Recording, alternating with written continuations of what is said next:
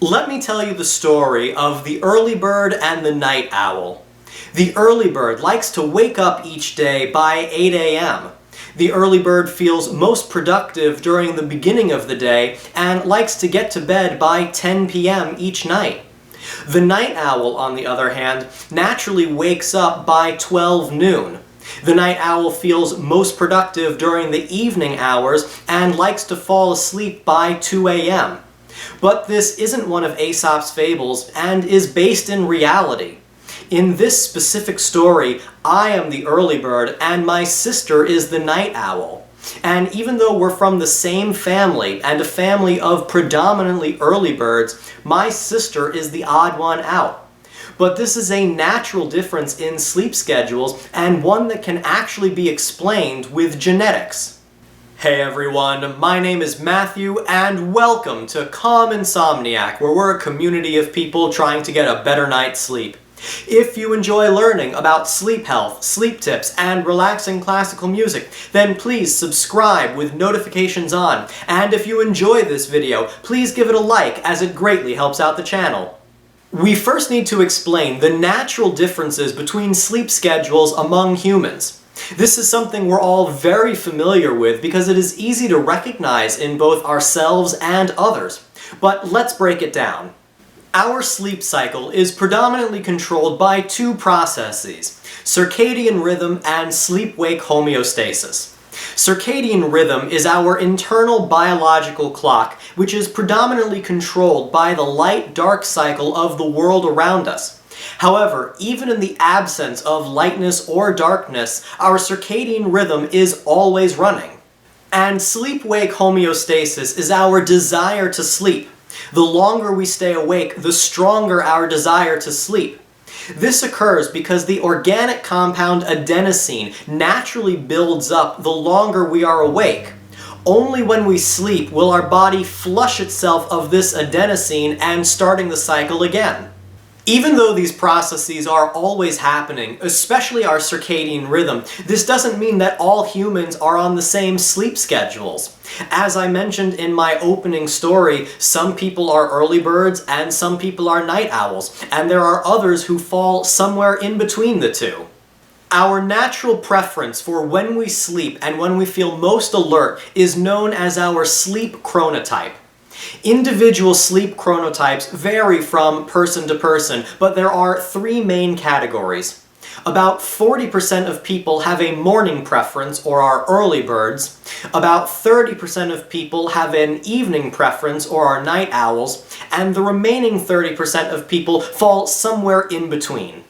Natural differences are common in humans. We have different heights, body shapes, hair colors, food preferences, and tons of other differences that separate us from one another. And it should be no surprise that our sleep schedules differ as well. But it turns out there's actually an evolutionary reason for this difference. Humans are social creatures. We were not meant to sleep alone or even as couples. Instead, humans are supposed to sleep in groups. Now, this doesn't mean that an entire group of people will sleep in the same bed, but we're supposed to sleep with our tribe or community. As humans worked their way up the evolutionary ladder, we needed a way to stay safe from nocturnal predators and rival tribes. The problem is, if everyone is sleeping at the same time, the tribe is vulnerable for 8 hours a night with no one standing guard. But as always, we evolved. We naturally developed differences in our sleep schedules to promote tribe safety and survival, and this made us vulnerable for less time. So if the morning birds went to sleep at 9 p.m. and woke up at 5 a.m., and the night owls went to bed at 1 a.m. and woke up at 9 a.m., this left us vulnerable for only half the time of 4 hours, with the hours of 1 to 5 a.m. being vulnerable, and the rest of the time there is always someone awake standing guard. Now, this built-in safety measure is not really needed in our modern society, but this evolutionary development is still prevalent today. Now, this is where our differences in sleep schedules gets really fascinating. Our sleep chronotype is actually part of our DNA. This means our sleep chronotype is part of our genetic code, and it is a trait that we can pass down from generation to generation. If we remember our high school biology class, genes are a unit of heredity that are passed down from parents to their offspring, and there are dominant and recessive genes. We receive two genes, one from each parent, and if a dominant gene is present, then the dominant trait is exhibited. For example, brown eyes are dominant and blue eyes are recessive. If both of your parents have blue eyes, it is extremely likely that you will have brown eyes. But if both of your parents carry the recessive blue eye gene, there is a small chance that you will receive one recessive gene from both parents, and then you will have blue eyes, even though your parents have brown eyes. It turns out our sleep chronotype is passed down in a similar way. Of course, our sleep chronotype is much more complex than eye color, so the following example is going to be a huge oversimplification. Let's take my family, for example. My dad is an early bird. I am also an early bird, but I don't like to rise as early as my dad does. My mom is also a morning person, though she does enjoy sleeping in until 10 a.m. or later on the weekends. And as I originally described, my sister is a very strong night owl. And let's say being an early bird is the dominant gene and being a night owl is the recessive gene.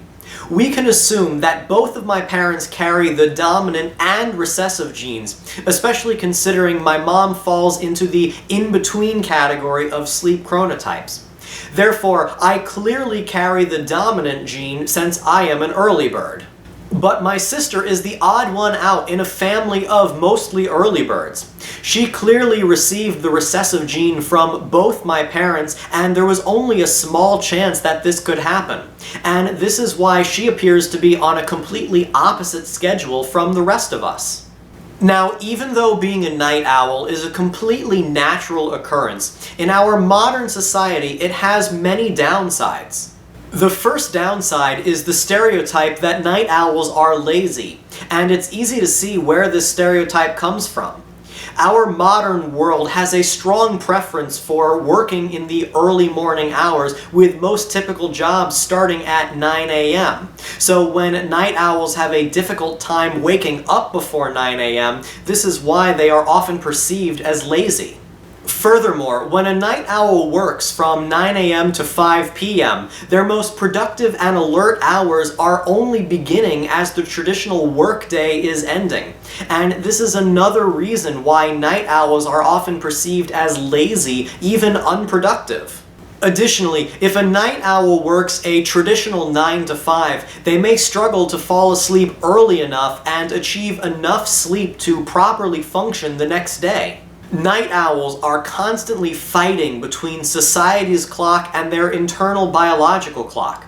In fact, many night owls suffer the worst quality sleep because of this dilemma. And night owls are more likely to develop a caffeine dependence, a melatonin supplement dependence, or even develop a sleep disorder because of the pressure they're under. As much as possible, night owls need to find ways to have their work and social schedules match with their natural sleep schedule. And this is undeniably difficult to do in our modern world, and something that has yet to be addressed on a larger scale. Alright, that is a very brief overview of sleep chronotypes. I have to admit that this information was brand new to me, and it's incredibly fascinating that our sleep chronotype is actually part of our DNA and genetics. And I have to admit that as an early bird, I do often think of night owls as being lazy. But now that I know that it's hardwired into their DNA, I definitely have to reconsider. Let me know in the comments down below, are you an early bird, a night owl, or somewhere in between? And what is the biggest challenge you face with your specific sleep chronotype? Thank you so much for watching. I hope you enjoyed this. I hope you learned something. Don't forget to like, subscribe, follow me on Facebook and Pinterest, check out my website, and join my email list. All of those links are down below. If you enjoyed this video and want to learn more about sleep health, then definitely check out this playlist right over here. And if you missed my last video where I give some tips for how to get out of bed in the morning, then check out this video down over here. Thanks for watching. I'll see you next time.